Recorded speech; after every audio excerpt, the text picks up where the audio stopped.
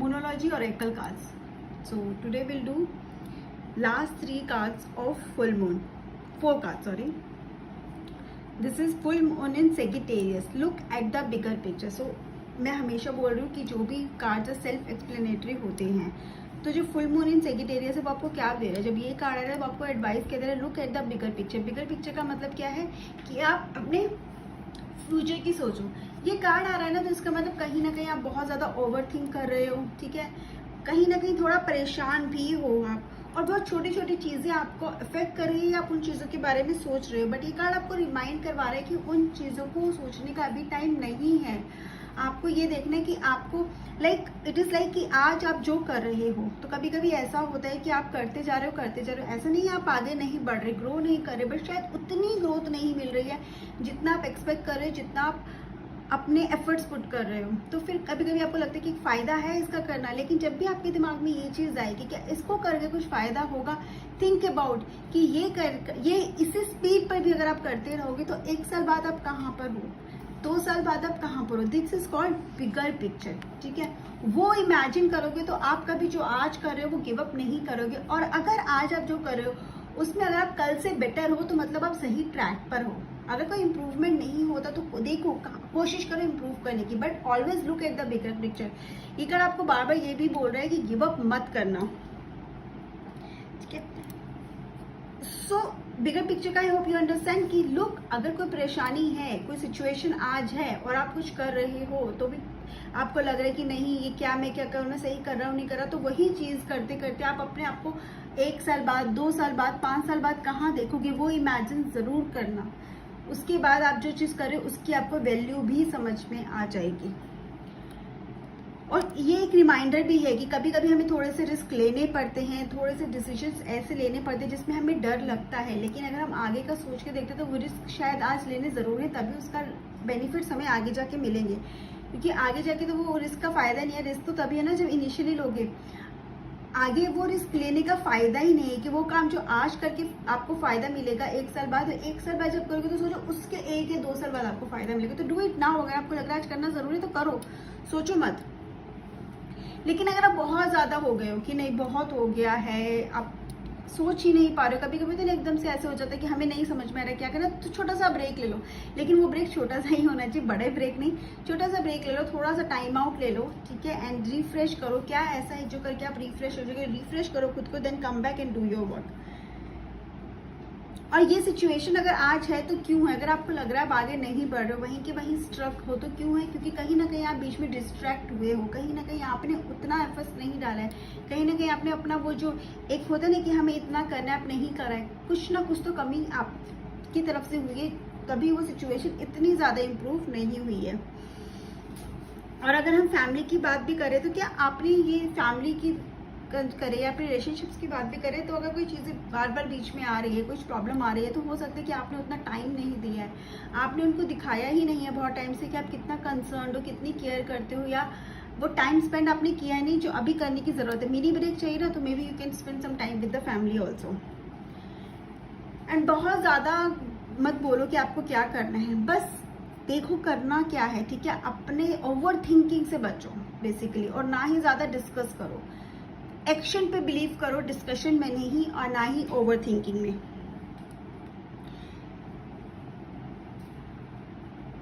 So this card is all about look at the future. आज का decision कुछ भी ले रहे हो फ्यूचर की सोच के लो. ठीक है, और मे बी आज वो काम जो छोटा लग रहा है वही छोटे काम करते करते आप बहुत आगे तक पहुंच जाओ. So best of luck. Next card we have is full moon in Capricorn. Right, full moon in Capricorn.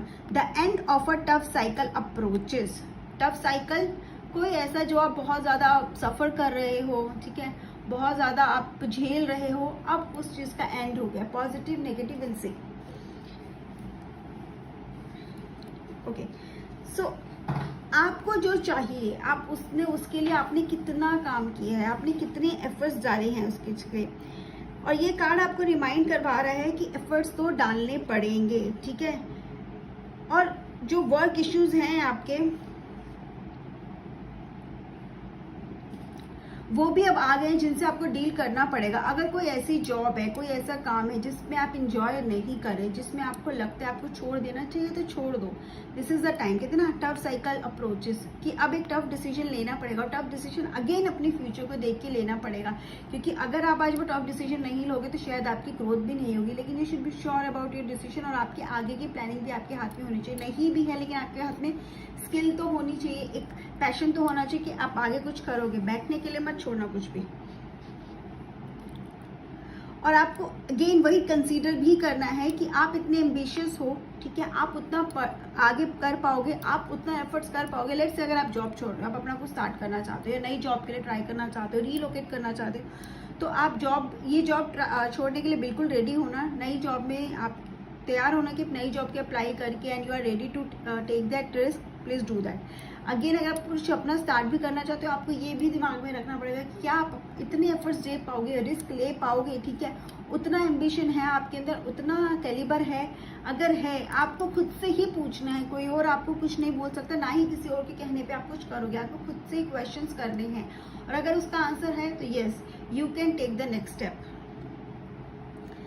और अगर हम रिलेशनशिप्स की बात करें तो ये कार्ड में भी दिखा रहा है, हो सकता है कोई ऐसा रिलेशनशिप जो बहुत अच्छा नहीं चल रहा उसका एंड है, या फिर ये भी हो सकता है कि अगर आप बात करो तो वो आपका जो टफ टाइम था वो निकल गया, एक नया रिलेशनशिप, आपका रिलेशनशिप इंप्रूवमेंट की तरफ है। सिचुएशन कुछ भी हो सकती है, डिपेंड करता है कि आप उसे कैसे डील करते हो और आप उसमें चाहते क्या हो। अगर आपने मन में सोच ही लिया कि नहीं आपको आगे कंटिन्यू नहीं करना, तो समझ लो एक एंड है रिलेशनशिप का। लेकिन उसे एक चांस देना चाहते हो तो उसको आप इम्प्रूव भी कर सकते हो। It's completely up to you. और क्या है ना कि हमें कभी कभी ना यूनिवर्स के प्लान्स पे भी ट्रस्ट करना चाहिए। दिस इज द टाइम कि यूनिवर्स के प्लान्स पे ट्रस्ट करो। अपने एफर्ट्स तो हमें करने हैं, कर्मा तो सबसे बड़ा है, लेकिन उसके प्लान्स पे करो, उसका भी कोई ना कोई प्लानिंग है आपके लिए। तो अगर आज कोई क्वेश्चन आपके मन में है, अगर आज आप अनसेटिस्फाइड फील कर रहे हो, आज आप छोड़ने की सोच रहे हो, तो कहीं ना कहीं वो भी आपको आपकी ग्रोथ के लिए आपको एक साइन दे रहा है कि just go head and move on.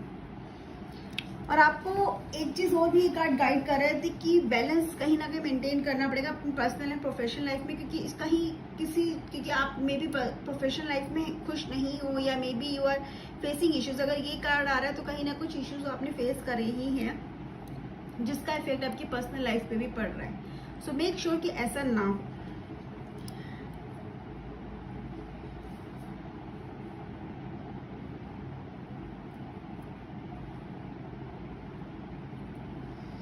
Okay, so at then I would say कि प्लान करना सबसे अच्छा है, ठीक है। प्लानिंग के साथ ही स्टेप लेना आपके लिए एक फ्रूटफुल रहेगा, आप आगे बढ़ोगे और आपको ग्रोथ मिलेगी। लेकिन आपको एक्शन लेना पड़ेगा, तभी आप आगे के स्टेप्स ले सकते हो। ऐसा आप तो नहीं कर सकते ना कि आप सोचो कि हाँ मैं करूँगा, या चलो ऐसा हो जाएगा, होगा नहीं, सोच कर करना पड़ेगा। अगर आपको लगता है आपको खुद अपना स्टार्ट करना है तो उसके लिए आपको अभी एक्शन लेना पड़ेगा, अभी प्लानिंग करनी पड़ेगी। लेकिन हाँ, अगर आप उसमें कंसिस्टेंट रहोगे तो आपको अच्छे रिजल्ट्स मिलने के बहुत ज़्यादा चांसेस हैं। So next card we have is full moon in Aquarius, right. Show the world the real you. कहते हैं ना अपना कैलिबर दिखाने का। अब आपने डिसीजन लिया, आपने अपना कुछ स्टार्ट किया, या आपने जॉब चेंज की, या आपने कोई मे बी जॉब या फील्ड चेंज की हो, तो क्या आपके अंदर क्या है वो दिखाने का टाइम आ गया, ठीक है।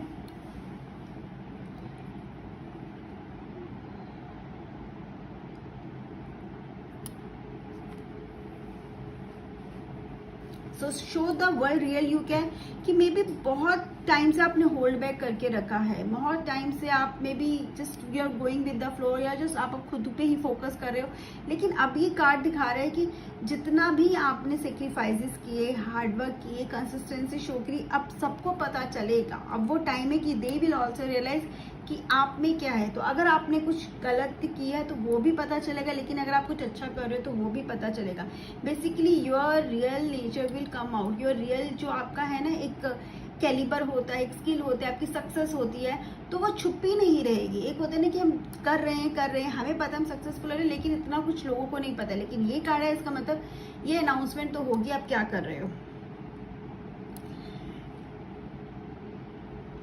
एंड थोड़ा सा ना डिटैच करने की ज़रूरत है आपको, अगर ये कार्ड है फीलिंग से, क्योंकि हो सकता है आप थोड़ा इमोशनल फील करो या फिर कोई कह दे तो आपको, कोई कुछ बोल दे तो आपको फ़र्क पड़ जाए, बट आपको इन सबसे फ़र्क पड़ना नहीं चाहिए, because you are on the path and you are on the right path. And हाँ, थोड़ा सा इमोशंस को आपने थोड़ा सा कंट्रोल करके चलना है, ठीक है। एंड कुछ कोई बोलता भी नहीं, जस्ट मूव ऑन, किसी की बात पे आपको ध्यान नहीं देना है। एंड फ्रेंड्स आपके साथ हमेशा रहेंगे, और क्योंकि आपने हमेशा साथ दिया तो आप भी, आपके फ्रेंड्स भी आपके साथ रहेंगे। एंड ये टाइम बेसिकली है लेट गो करने का, जो हो गया ना छोड़ दो, अपनी ग्रोथ पे फोकस करो, अपने ऊपर फोकस करो। यू आर डूइंग वेल, आप अच्छा करते रहो, आप आगे बढ़ते रहो। और हाँ, ज़रूरी क्रिटिसिज्म ना मिले ऐसा तो हो ही नहीं सकता, ज़रूर लोग गलत भी बोलेंगे, लेकिन आपको उन पर ध्यान नहीं देना। लेकिन अगर किसी को आपकी ज़रूरत है तो पीछे भी नहीं हटना। Okay, the last card of the full moon is balance, spirituality and practicality. Full moon in Pisces. अब जब फुल मून इन पाइसेस होता है ना, तो बहुत ज़्यादा इमोशनल कार्ड होता है। जो पाइसेस बेसिकली मेरा ड्रीम वर्ल्ड वाला कार्ड है, ये they live in dream world, ये इमोशनल होते हैं, इमोशंस को हमेशा प्रेफरेंस देते हैं। तो ना मे बी एक टाइम ऐसा भी हो सकता है कि आपने अच्छा करा है और आप थोड़ा सा एकदम ड्रीम वर्ल्ड में हो, लेकिन आपको ड्रीम वर्ल्ड से थोड़ा बाहर तो आना ही पड़ेगा, ठीक है। आप ड्रीम वर्ल्ड में हमेशा नहीं रह सकते हो, प्रैक्टिकल स्टेप्स लेने पड़ेंगे, तभी कहते ना खुद को बचाने के लिए भी दूसरों से हमें प्रैक्टिकल होना पड़ता है। वरना अगर हम ज़्यादा ड्रीमी वर्ल्ड में रहते हैं ना, तो वो क्या हुआ ना कुछ ऐसा होता है कि ड्रीम वर्ल्ड के हमारे बबल में कहीं ना कहीं बस्ट होता है और फिर हम फेस नहीं कर पाते, अगर हम बहुत ज़्यादा इमोशनल होते हैं। तो इसलिए अगर हम थोड़ा प्रैक्टिकल रहेंगे ना, तो ये सब ऑन ऑफ और अप डाउन हम इजीली फेस कर पाते हैं। मेडिटेशन की बहुत ज़्यादा रिक्वायरमेंट है। अगर ये कार्ड आ रहा है balance, spirituality and practicality. Practicality मतलब लॉजिक्स, नॉट इमोशंस, प्रैक्टिकल होना। स्पिरिचुअलिटी मतलब अगेन इमोशंस है यहाँ पर, उसको बैलेंस कैसे करोगे? मेडिटेशन से। This card basically guides you towards meditation. Meditation बहुत ज़्यादा ज़रूरी है, नहीं तो मॉर्निंग में 15 मिनट्स आप ज़रूर मेडिटेट करो। आप कितना ज़्यादा रिलैक्स, कितना फील करोगे, बैलेंस्ड फील करोगे, और आप खुद से कनेक्टेड फील करोगे, और ये भी देखोगे कि वो इमोशंस का जो इतना ओवरफ्लो है वो आपको इफेक्ट नहीं कर रहा है। आप हमेशा बहुत सोचते हो दूसरे के, लेकिन कभी कभी खुद के सोचना भी बहुत ज़रूरी है। ये कार्ड यही बता रहा है। फॉलो योर इंट्यूशन, ठीक है। एंड बहुत ज़्यादा रोमांटिक अगेन पाइसेस का कार्ड है, तो रोमांटिसिज्म तो होगा ही, ठीक है। बट कहते ना रोमांटिक होना अच्छा है, सब कुछ सही है, लेकिन रियलिस्टिक होना भी बहुत ज़रूरी है। एकदम मतलब अगेन इमोशनल होकर डिसीजन मत लो, इंट्यूशन को फॉलो करो। ये नहीं है कि हाँ आप किसी को बहुत ज़्यादा पसंद कर रहे हो, आप उसकी हर बात मानते ही जा रहे हो, फिर पता चलता है कि नहीं जो भी बोल रहा है उसमें कुछ ना कुछ प्रॉब्लम है। तो अपने प्रैक्टिकलिटी को मत इग्नोर करना, उस पर भी फोकस करना। अगर आपको कुछ लग रहा है ना कि वो झूठ बोल रहा है, तो उसकी मीठी मीठी बातों में आने की जरूरत नहीं। अगर वो झूठ बोल रहा है तो मतलब वो झूठ बोल रहा है। अगर आपका इंट्यूशन बोल रहा है कि वो कुछ गड़बड़ है, तो वो कुछ गड़बड़ है, ठीक है। Don't press down, suppress your intuition.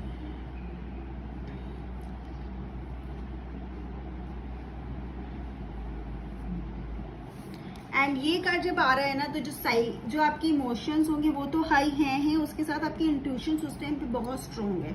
तो ये कार्ड आ रहा है, ठीक है, उस टाइम पे आपकी इंट्यूशन ज़रूर आपको बहुत स्ट्रांगली गाइड करेगी किसी एक डायरेक्शन में। तो again I ask you to follow your intuition. आपकी इंट्यूशन कहाँ गाइड करे? रिलेशनशिप में अगर कुछ गाइड करे तो वो स्टेप्स लो।